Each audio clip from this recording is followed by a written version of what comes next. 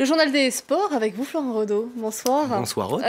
On débute tout d'abord avec la prolongation du contrat de Laurent Blanc au Paris Saint-Germain. Voilà, tout à fait une prolongation de 2 ans pour le technicien français.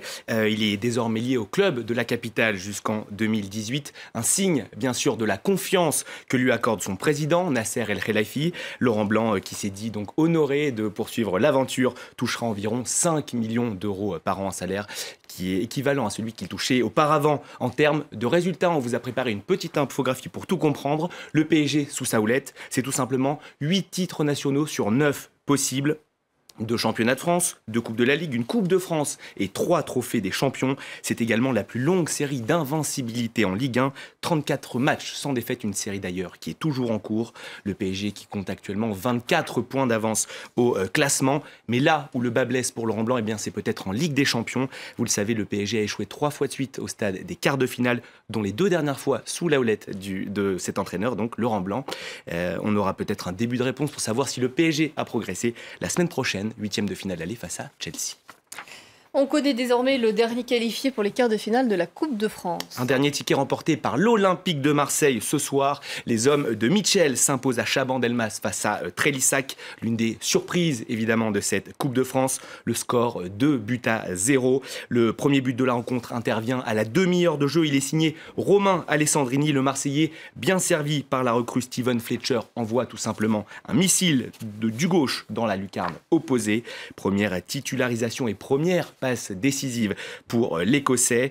Après la pause, Marseille gère son avance face au modeste adversaire de CFA. Steven Fletcher encore lui fait parler son jeu de tête, mais malheureusement ça passe à quelques centimètres du but. Il sera finalement récompensé avec un but de service de Barada côté gauche, reprise dans l'axe, ça fait 2-0. Marseille file donc en quart. Un mot justement sur le tirage au sort de ces quarts de finale de la Coupe de France. Une seule grosse affiche au programme avec Saint-Étienne PSG, un grand classique de ces dernières années. Les autres rencontres, Sochaux-Nantes, Lorient-Gazélec-Ajaccio et donc Marseille-Granville.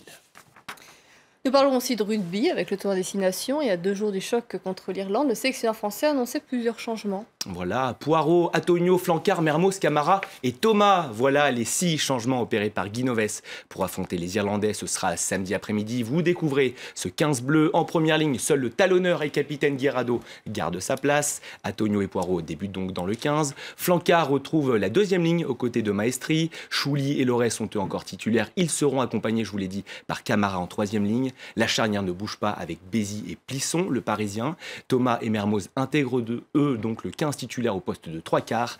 Danty, Médard et la révélation Vakatawa vont aussi débuter. Un 15 de France donc largement remanié, une semaine après le succès étriqué face à l'Italie. Je vous le rappelle, 23-21. Cette fois-ci, ce sont les redoutables Irlandais qui se dressent face aux Bleus. Un adversaire qui les avait battus lors du dernier mondial en Angleterre. De l'aveu des joueurs et du staff, eh bien, ce n'est pas une revanche, juste l'envie de bien figurer face à l'une des meilleures nations mondiales. Le plaisir du sport, quoi. Exactement.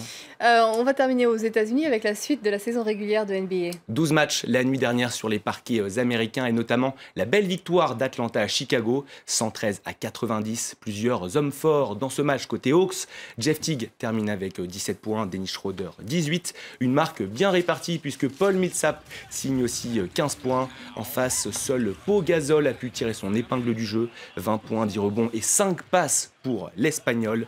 Derrick Rose signe lui une performance mitigée avec seulement 14 unités. Dans les autres matchs, vous allez découvrir les tableaux. Les Cavaliers de LeBron James s'imposent face aux Lakers de Kobe Bryant.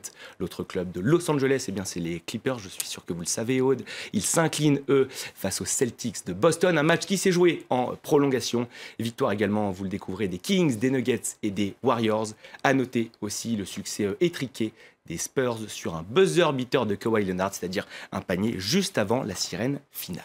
En revanche, cette sémantique, je ne la connaissais pas. Voilà. Merci beaucoup, Florent, pour ce Merci. journal des sports.